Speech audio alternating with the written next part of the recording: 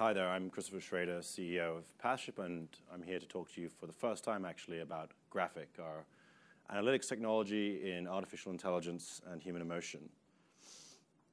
So we live in a world today where the pace of knowledge and increasing in knowledge is exponential. Larson's law says the number of published academic papers, in particular in sciences, doubles every 9 years. So you can imagine every new paper that's introduced potentially introduces a new job, a new field, a new industry. And so education has adapted. In the 1970s, you might have taken a 2 or 4 year course and you were set.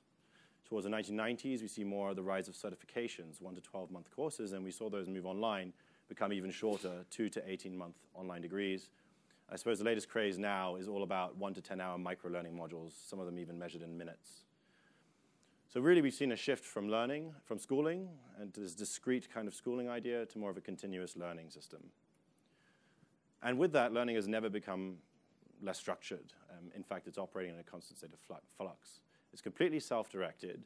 Content is blended. No longer are you just relying on universities and institutions and big old publishers like McGraw-Hill and Pearson to provide your learning materials. You're going to YouTube, you're going to Twitch, you're going wherever you can to find what you need to learn, Reddit. And it's about growth, not certifications. People who are really learning today, these micro-learning modules, they're doing it because they see some benefit directly to their career, not because they're putting it on their CVs. So what does this mean? Well, content has changed from being provided by institutions to countless providers. In fact, a lot of individual agents can now be master content curators. The media itself is no longer just in print. It can be through Snapchat, Instagram, through video, through virtual reality. The competencies are moving away from this knowledge idea where you can go to Wikipedia or you can go to Google to get what you need to know, and more about problem solving. The learning paths aren't sequential. They're more like a lattice and agile. People switch through careers, especially millennials. And the content lifespan, which used to be decades, moved from years, and now is essentially months, especially if you look in design and technology. Skills that you have today are really quite useless in 12 months' time, or at least the knowledge required to apply those skills. And then finally, the experience itself is less about just fulfilling tick boxes. It's moving away from being a logical experience more to an emotional one. Do I like what I'm studying? Am I passionate about what I'm doing? In summary, learning experiences today are bite-sized, and they're very short-lived. They don't last a long time. So what we asked ourselves as a team from Harvard, MIT, and Hong Kong University and UBC is, how can we reinvent learning analytics to suit this world where the content lifespan is too short for syllabus, criteria, and exams, and too expensive to scale that online? We asked ourselves, could we possibly measure success without criteria, without exams? Could we use every moment that a student was actually learning to improve the way we taught them, however that was, whether it was through a teacher or through video content or an app? And could we have, my favorite, would we prevent anyone from ever having to take an exam again? And that's why we built GraphEQ. GraphEQ, pronounced GraphEQ, spelled GraphEQ, is the world's first computer vision which uses emotional behavior, facial expressions, pupillometry, and voice recognition technology to detect if students are learning or not. We use what are called long-term, short-term neural networks. In other words, these algorithms actually have memory, which puts us a step ahead of where Google and Microsoft are at, in fact, in any competitors are at the moment, because our algorithms can remember what you were like in your last lesson or in the last 2 minutes of learning. We look at mental states rather than emotions. We don't care if you're happy or sad. We want to know if you're frustrated, if you're engaged, if you're bored. We're about efficiency. Our closest competitors, one was recently acquired by Apple. There's only one other company in the world that does what we're doing. It's called Affectiva, based in MIT Media Labs. They apply it to marketing. We're focused on education.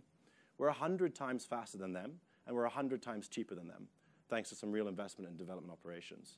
And we have a developers-first approach. Anyone can sign up and use our SDKs, build their own edtech apps in whatever form they want for $48 a month for 5,000 minutes of processing, or for free if they just want to give it a shot, versus some of our competitors who, even Microsoft, are starting at $3,000 or $5,000 US a month.